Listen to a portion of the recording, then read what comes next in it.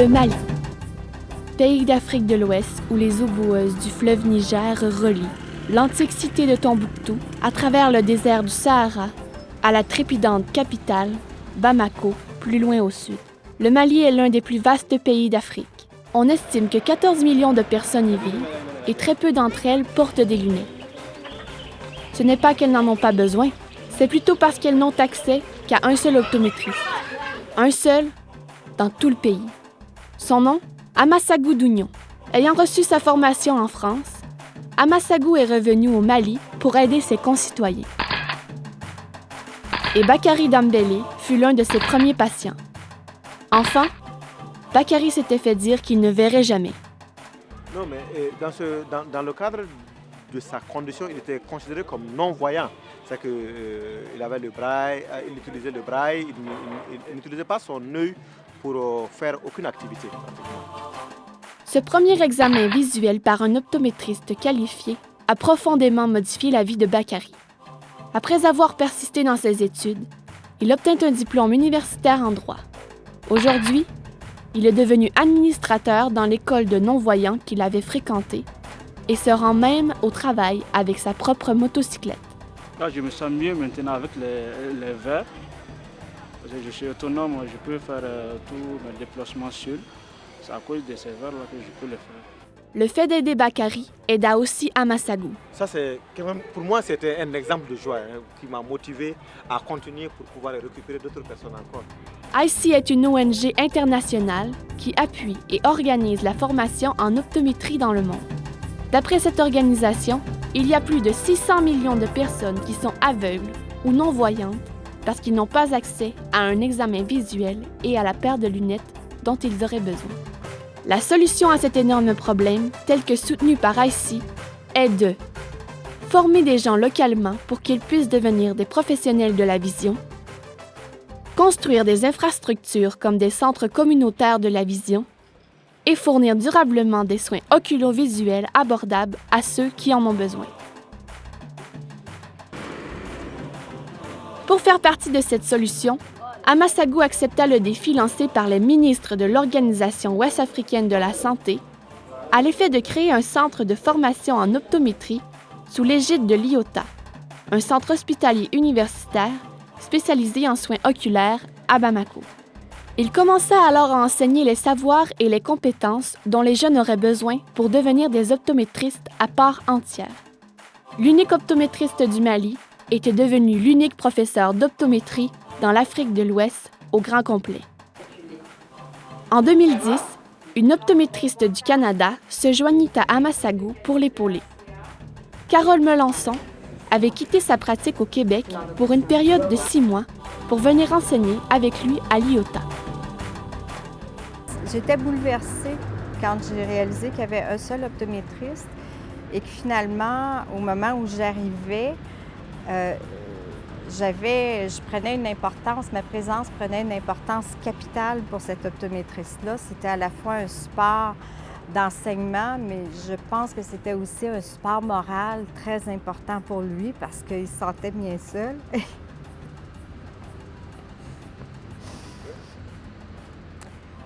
Et ça a été assez bouleversant.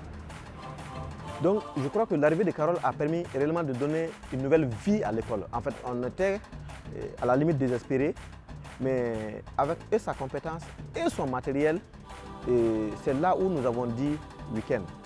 Ça a été défini comme un diplôme. Jean-Marie Desroches, conjoint de Carole et professeur de physique au Québec, s'engagea aussi comme volontaire pendant 6 mois au Mali pour enseigner la physique de la lumière et le fonctionnement de l'œil. Il aida également à coordonner l'expansion du centre de formation en optométrie. Pendant ce premier voyage au Mali, Carole et Jean-Marie aidèrent 8 étudiants, dont 4 Maliens, à graduer en tant qu'assistants optométristes autorisés à pratiquer sous la supervision d'Amassagu.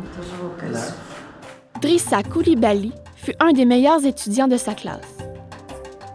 Drissa est un nouveau gradué de 2011. C'était un étudiant brillant.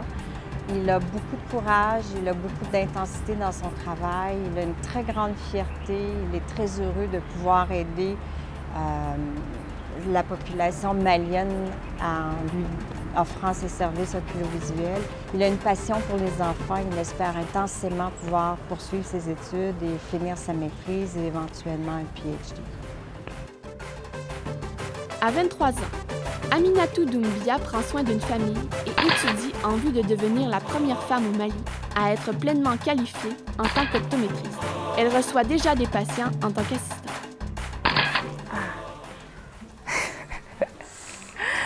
En tout cas, après avoir corrigé quelqu'un qui ne voyait pas bien, je ne sais même pas comment exprimer cette joie. Une personne qui ne voyait pas bien et puis tu arrives à la corriger avec une correction. Vraiment, je ne sais pas quel mot dire pour exprimer ça, quoi. Ah ouais. En 2011, Carole et Jean-Marie retournèrent au Mali. L'organisation OGS Optométrie Don Vision, en partenariat avec ICI, le Centre international pour l'avancement de la formation en soins oculaires, donnèrent leur appui pour aider Carole, Jean-Marie et Amassagu à développer le programme. Il y a des milliers d'enfants qui ont besoin d'avoir des soins d'un optométriste et qui en sont privés.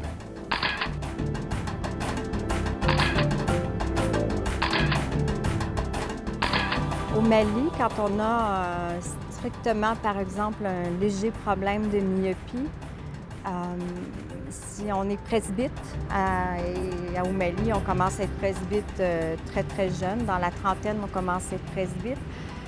La vie s'arrête. On arrête de travailler, on arrête de lire. Le couturier et le tisserand arrêtent de produire leur travail.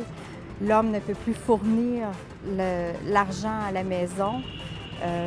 La femme à la maison ne peut plus entretenir son ménage, donc ça devient une vie totalement exclue de la société comme telle. Les étudiants de l'IOTA viennent maintenant de toute l'Afrique de l'Ouest francophone et même au-delà pour apprendre l'optométrie et pour fonder cette nouvelle profession dans leur pays respectifs. Et surtout, ce que tu dis, tu considères que le ACA est normal. Kennedy Warum vient du Congo. Oui, il y a vraiment un problème de basse vision chez moi au Congo parce qu'il n'y a qu'une seule optométriste qui est là-bas. Elle se nomme Nancy. Elle est américaine et des fois, elle est vraiment, il y a vraiment trop du travail avec elle parce que vraiment la plupart des patients qui ont la basse vision, il n'y a que elle seule qui peut faire ça. Et relâche la recommandation. Awa Sako est une étudiante très motivée qui profite pleinement de l'appui d'OGS et de ICI et qui tire le maximum de la présence de son enseignante canadienne pour apprendre. N'importe, elle les respecte jusqu'à ce que tu comprennes. Donc, je la trouve très, très gentille et elle aime bien son travail et elle veut que tout le monde comprenne avec elle. Je suis très sensible, très émotive quand je pense que les étudiants qu'on forme ici et qui vont sortir du Mali sont tous les premiers de leur profession, qui vont rentrer chez eux avec aucun support pour vraiment desservir une population immense. C'est quelque chose qui m'impressionne et qui donne un peu le vertige et qui consolide finalement l'importance du travail qu'on a à apporter comme ressources humaines de référence dans le programme de formation à l'École d'optométrie. Lorsqu'ils gradueront, ces jeunes Ouest-Africains pleins de courage et de détermination ramèneront et utiliseront dans leur pays les connaissances et les compétences qu'ils auront acquises ici de Carole Mélençon, Jean-Marie Desroches et d'Amassagu Dougnon pour aider les gens de leur pays. Des jeunes comme Anasila, qui un jour s'était fait dire qu'elle devrait apprendre le braille parce qu'elle ne voyait pas bien le tableau à l'école. Aujourd'hui, elle possède un diplôme en comptabilité. Je suis contente. Tout. Je suis devenue indépendante.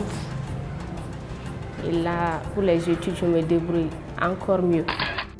La personne qui a aidé Anna est le premier optométriste du Mali.